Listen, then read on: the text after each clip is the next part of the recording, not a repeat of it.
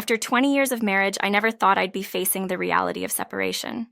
When my husband and I started growing apart, the days felt heavy, and the home we'd built together seemed like a shell of what it once was. I worried about the impact on our son, James, who, at 21, was finding his way as an adult while navigating the tension in our family. One evening, I sat at the kitchen table, absently stirring a cup of tea. It had been a rough day, and I felt the weight of everything pressing down. James walked in, saw my expression, and quietly sat down across from me. "Rough day?" he asked, his voice calm but concerned. I didn't want to burden him, but there was something comforting in his presence. "Yeah," I admitted. "Things have been hard lately." To my surprise, he didn't shy away. Instead, he offered to listen, encouraging me to talk without judgment. Over the next few weeks, James became an anchor for me. He wasn't just my son, but someone who saw me, who understood the weight I was carrying. His perspective and compassion reminded me of the strength I still had within myself. James even started helping around the house, taking on tasks his dad used to handle, without complaint or expectation. Through these small acts, he reminded me that I wasn't alone. His presence brought warmth back into the house, filling the silence with shared laughter and moments of quiet support. As time went on, James and I began new traditions, taking weekend hikes to clear our minds, cooking meals together, and sharing stories about our days. It wasn't just a distraction. It was a reminder that life had goodness, that challenges didn't define us. Looking back, I realized those moments transformed our relationship. We were no longer just mother and son. We became close friends who could lean on each other. The bond we built through those times has become one of the most meaningful parts of my life, a testament to resilience, love, and the family we continue to be, no matter the changes. In the wake of Emma's separation, she finds comfort in her new routines with her son James. Each weekend, we will time to prepare meals together, a ritual that allows them to relax, talk, and reconnect. As they cook, they share memories and stories, creating an atmosphere of warmth that transforms the house into a place of laughter and comfort once again. Emma and James also start exploring new activities, like going to art galleries, trying out new coffee shops, and even signing up for a weekend pottery class. These moments give Emma a renewed sense of purpose and joy, helping her focus on the positives in her life. The mother and son begin to rely on each other not just as family, but as friends who understand each other's strengths, challenges, and dreams. Through their time together, Emma gains confidence and realizes her own resilience, while James finds a deeper appreciation for his mother's wisdom and kindness. This newfound closeness helps both of them look toward the future with hope, knowing they have each other's support. The kitchen had always been a place where Emma found herself able to pause, to gather her thoughts. Now it had become the heart of her new bond with James. Every weekend, they'd settle in with new recipes, challenging themselves with dishes they hadn't tried before, using cooking as an escape and a place to share stories that hadn't been told. One afternoon, as they prepped vegetables side by side, Emma found herself opening up in ways she hadn't in years. It was easier to share her frustrations with James. He listened without the judgment or defensiveness that often arose in her conversations with her husband. She felt a calm and clarity that she hadn't felt in so long, realizing that James didn't just listen, he truly understood her. His compassion was a reminder of what unconditional support felt like, and that realization brought them closer than ever. After a few weekends, James suggested they make these cooking sessions their own tradition. "We're kind of a good team," he'd said with a smile as they plated up a dish. "We could try a new recipe each week, work our way through some classics, make a little family cookbook." Emma couldn't remember the last time she'd been that excited about something. They'd thumb through recipe books, plan grocery trips together, and exchange text messages about the best kind of olive oil or whether to try fresh basil or dried. These conversations, simple, maybe even trivial to anyone else, felt meaningful to Emma.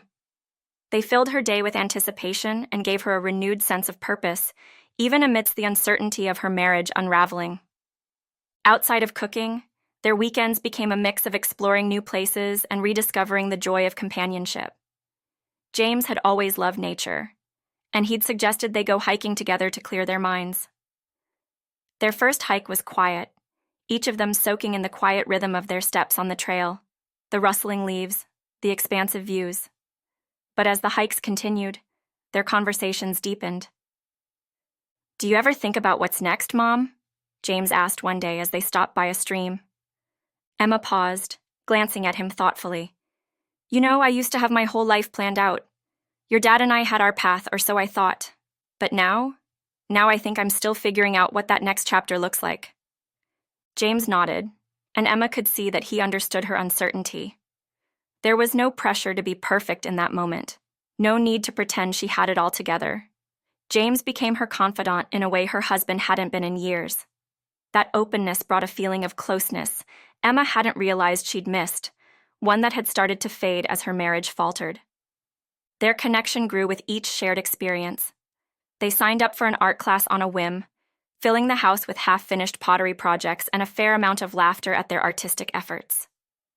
Their evenings turned into movie marathons, with each of them sharing their favorites, Emma introducing James to classic films, while he brought her into the world of modern cinema.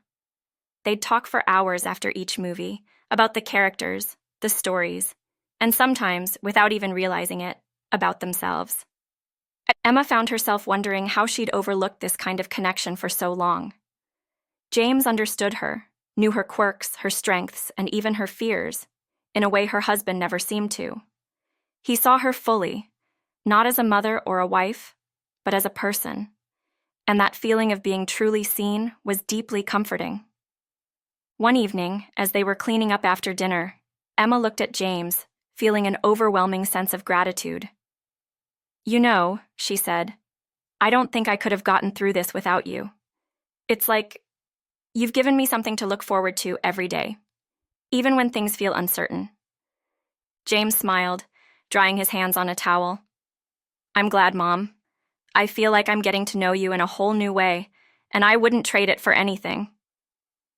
As time passed, Emma realized that her bond with James had become a source of joy, even strength, in a way her marriage once was. Where her relationship with her husband had faded into silence and distance, her connection with James felt vibrant, resilient, and real. He wasn't just her son. He'd become a true companion, someone who brought light into her life when things seemed dark. Emma wasn't sure where the future would lead her, whether she'd stay in the home she'd built with her husband or find a new path. But she knew that, wherever she went, this new closeness with James was something she'd cherish. They'd built something together that was grounded in trust, openness, and mutual support, and she knew that, no matter what happened next, she wasn't facing it alone. As Emma and James continued to spend more time together, they found themselves naturally drawn into routines and traditions that brought both comfort and joy. But as the weeks went on, Emma couldn't shake a nagging feeling. The growing tension with her husband left her on edge, and she worried that he might begin to question the closeness she had with James. Their long conversations and shared activities were a new part of her life, one that felt like a small sanctuary in the midst of everything changing, and she didn't want anything to disrupt it. So one evening, when Emma sensed her husband's irritability, she suggested to James that they head upstairs to talk. "Why don't we go up to your upstairs?" she said with a light laugh, trying to keep things casual. "Wouldn't want anyone thinking I'm stealing the family room for movie night." James grinned, grabbing the popcorn they'd made as he led her upstairs. His room had always been a haven for him, a place filled with pieces of his personality, books stacked in odd places, posters from concerts he'd been to, and a cozy couch they'd once lugged up there on a weekend whim. It felt like a world separate from the rest of the house, a place where they could share stories, vent, and dream about what might come next. Settling in, they put on a light-hearted film they'd both been wanting to watch. As they laughed at the characters, they shared popcorn and jokes, both feeling the relief of having a safe place to retreat. They didn't need to worry about saying the wrong thing or stirring up conflict. Here, they could just be themselves, without any of the tensions that had started to permeate the house. Over time, these evenings in James's room became their go-to escape. Sometimes they'd watch movies, other times they'd just talk late into the night, with Emma on the couch and James sprawled across his bed. They talked about everything, their favorite memories, their hopes for the future, and sometimes, the heartbreaks they hadn't voiced to anyone else. In that small space, they'd built something that felt unbreakable, a trust and closeness that reassured Emma in a way she hadn't felt in years. The tension was incredible sometimes, as I would catch him looking at me, undressing me with his eyes. It felt so wrong, but felt so right. As their tradition continued, Emma realized that she was no longer as fearful of what the future might hold. She had someone who understood her, who respected her, and who wanted to spend time with her not out of obligation, but because they genuinely enjoyed each other's company. This bond she shared with James was now the strongest relationship in her life, a source of strength that reminded her of her own resilience and capacity to grow. As Emma and James continued spending evenings together in his room, their conversations began to delve deeper, peeling back layers of their personalities that they hadn't shared before. Each evening felt like an opportunity to understand each other better, to share dreams and fears that they'd perhaps never voiced out loud. This safe space they'd created felt like a respite, away from the tension that lingered elsewhere in the house. One evening, after they'd watched a film that touched on family and belonging, James turned to Emma with a pensive look. "Do you ever wish things had turned out differently?" he asked, his voice softer than usual. Emma looked at him, surprised by the question's honesty. She took a moment before answering, allowing herself to reflect genuinely. "Sometimes, yes," she admitted. "I think everyone has moments where they wonder how things might have been if they'd made different choices or taken a different path." James nodded, absorbing her words. "I don't think I ever realized just how much you'd gone through to keep everything together," he said, glancing at her. "I guess when you're a kid, you see things a certain way. You think everything just works. But now I get it a bit more. How much it takes to keep a family going, to manage everything." Emma smiled, touched by his awareness. "It's a lot, but I don't regret it, and I'm grateful to have you through all of this." She hesitated before adding, "I think, in a way, these past few months have helped me see things differently. Sometimes we get so caught up in making things work that we forget to look at what's working right in front of us." And they shared a look that held more meaning than words could express. Emma realized how much James had grown, not just in age but in understanding. It was a quiet comfort to know that he saw her as more than just his mother, as someone with her own experiences and feelings too. On another evening, as they were talking about their favorite memories from past family trips, Emma mentioned a trip to the coast that had been particularly chaotic but memorable. James laughed, remembering how everything that could go wrong did, from a flat tire to a missed ferry. "I think that's one of my favorite trips, even if it was a disaster," he chuckled. "You handled it like a champ, though. I remember you kept us all laughing through the worst parts." Emma smiled, surprised he'd remembered. "That was one of the hardest trips," she admitted. "But looking back, I think it taught me that sometimes the most challenging moments are the ones that bring us closest." James grew thoughtful. "You know, I don't think I tell you this enough, but I really admire you," he said. "I've learned a lot from how you handle things, even when it's tough." Emma felt a surge of pride. Hearing those words from James felt like validation of all the years she'd poured her heart into being a mother and making a home. She reached over, giving his hand a squeeze. "Thank you, James. That means a lot. I think we've taught each other more than we realize." Their conversations continued to touch on topics they might not have discussed before. They talked about James's dreams for the future, his fears about stepping out into the world as an adult, and his aspirations to make a difference. Emma shared stories from her own young adulthood, the uncertainties she'd faced, and the dreams she'd put on hold. One night, as they both lay stretched out in their comfortable silence, James spoke up, his tone hesitant but sincere.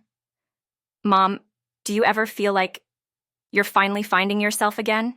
he asked. Emma considered the question, then nodded. "I do. For the first time in a while, I feel like I'm reconnecting with parts of myself I'd forgotten. And a big part of that is because of you. I feel like I'm not just mom with you. I'm me." They stayed like that for a while, letting the comfort of their bond settle in. These conversations, filled with honesty and trust, became the foundation of a new chapter in their lives. Emma found herself reinvigorated, not just by her new routines, but by this profound friendship that had formed between her and James. Through their talks, Emma rediscovered her strengths, and James found guidance in her wisdom. As the weeks went by, they continued to share this space and these conversations, each one an affirmation of the trust they'd built. And Emma knew, in her heart, that this bond was one of the most valuable relationships in her life, something she would carry with her, always. One evening, I must have dozed off against James's chest, because I woke to him gently shaking me. "Mom, it's late. Let me help you upstairs." Still half asleep, I let him guide me up the steps, his arm firm around my waist. At my bedroom door, seeing the empty king-sized bed made my throat tight. "Stay with me," I whispered before I could stop myself. "Just hold me, like when you were little and had nightmares." He hesitated only a moment before nodding. I changed in the bathroom into my usual silk nightgown, the hem hitting mid-thigh. When I emerged, James had went down to his boxers and t-shirt, looking uncertain on the edge of the bed. He looked at me, his eyes gazing into mine, and leaned forward. I didn't know what to do, but I felt comfortable. He leaned in further, and I found myself doing the same. We kissed. I leant back. "This isn't right," I said. "I know how amazing things have been between us, but this." "I'm sorry, I don't know what came over me. I do not to ruin how things are between us," he replied. "It's okay," I said, feeling slightly disappointed, but it was the right thing to do. "Love you, Mom," he murmured, breath hot against my neck. "Love you too, son." My hand found his where it rested on my stomach. Our fingers intertwined as sleep took us both. I woke to sunlight, and had a feeling this was maybe too far. James was still deep asleep. I forced myself out of bed before James woke fully. Something felt electric that night. The bond was very strong, but this was not the way. James came downstairs later that morning. "Morning, Mom," he said with excitement in his voice. "Morning, son," I replied. I knew what I had to say to him. What was I thinking? This was my son, my baby. These feelings were wrong, no matter how vulnerable and lonely I felt. I sat James down that morning and explained that as much as we love each other unconditionally, we could never take our love beyond that, no matter what. He looked slightly disappointed, but he understood, to my relief. "You need to find a nice woman your age, who will take care of you and love you." The tension in the house had been building for months, thickening with each passing day. I could feel it in every word, every glance. Conversations with my husband had become shallow and strained, barely scraping the surface of what we both knew was there, but couldn't bring ourselves to address. It felt like a slow, quiet storm, one that had been brewing in the background, growing in strength but still unspoken. That Sunday morning, I lay awake, turning questions over in my mind, knowing the answers weren't going to be easy. In the stillness, I admitted to myself what I'd been too afraid to face. Our marriage, as much as I'd tried to hold it together, had reached its end. There was an ache in realizing it, but also a strange sense of peace. This was the truth, and I could no longer deny it. That afternoon, he told me it was best if he moved out for a while. It wasn't a heated discussion. No voices were raised, no accusations made. It was just quiet. I think we both knew there was no point in fighting anymore. As the words hung in the air, a weight settled over me. Somehow, saying it out loud didn't make it any easier. We talked about practical things, the logistics of moving, a timeline, which things he'd take, where he'd go. I nodded along, answering with short, mechanical responses, my mind floating somewhere outside of the conversation, as if distancing myself would make it hurt less. When he left the room, I sat alone at the kitchen table, staring at the empty chair across from me. Everything felt surreal, like I was watching someone else's life unravel. I stayed that way for a while, lost in thought, the quiet of the house feeling heavier than ever. Then I heard footsteps. I looked up to see James standing in the doorway, his expression soft but filled with concern. "Mom?" he said gently, his voice breaking through the numbness I'd wrapped myself in. I tried to force a smile, but I knew it wasn't convincing. Your dad? He's going to move out for a bit, I managed, my voice barely holding steady. Saying it out loud felt like a punch to the chest, and before I knew it, tears were spilling down my cheeks, the emotions I'd held back finally breaking free. Without a word, James walked over and sat across from me, reaching across the table to place his hand on mine. The warmth of his hand was grounding, a reminder that I wasn't alone. I'm here, Mom, he said, his tone steady and filled with a quiet strength that I didn't know I needed until that moment. Whatever you need, we'll get through this. I took a shaky breath, wiping at my eyes. I don't know if I'm ready for this, I admitted, my voice barely a whisper. It's just so final. James's eyes softened and he squeezed my hand gently. I know, he said, but you don't have to do this alone. We're in this together. The words brought me a sense of calm I hadn't felt in days, maybe weeks. It was strange to think that I'd leaned on him so much lately, that my son had become my confidant, my anchor in ways I'd never expected. And yet, in that moment, I felt grateful for his support, for his strength, for the quiet way he just knew what I needed without me having to say it. As the hours passed, James stayed by my side, listening as I shared my worries, my regrets, my fears about what lay ahead. He didn't offer solutions or try to fix things. He simply listened, validating each feeling, each thought. It was a kind of support I hadn't felt in years, and I realized then just how much I'd missed having someone to lean on. That evening, as I sat alone in my room, I thought about the journey ahead. It was going to be hard, no doubt, but knowing that James was there beside me gave me a strength I didn't know I had. I might be losing my marriage, but in that loss, I'd found something invaluable, a bond with my son that was deeper and more resilient than I'd ever known. As the weeks turned into months after my husband moved out, the house settled into a new kind of quiet. It was no longer a silence filled with tension, but rather a calm stillness that let me think clearly for the first time in a long while. I hadn't expected that I'd find comfort in this new normal, or that I'd feel a renewed sense of connection with James. Our nightly talks became a cherished part of my day, each conversation a small step toward healing. James would join me at the kitchen table, or we'd sit in the living room with cups of tea, simply talking about everything and nothing. One evening, we found ourselves reminiscing about his childhood, laughing over the memories that only we shared. Remember that time we tried to bake cookies, and the entire tray turned into one giant cookie? I chuckled, the memory bringing warmth to my heart. James grinned, his eyes lighting up. That was my proudest baking moment. I didn't care that it was all melted together. I thought we'd invented something new. I laughed, feeling a lightness that I hadn't felt in so long. I think that was the first time I realized that no matter what, you always found a way to turn things around. Even if it wasn't perfect, you always made the best of it. His expression softened, and he looked at me with an honesty that surprised me. I think I got that from you, Mom. You've always been the one to keep everything together, even when it feels like it's falling apart. Hearing those words from him was like a balm for my heart.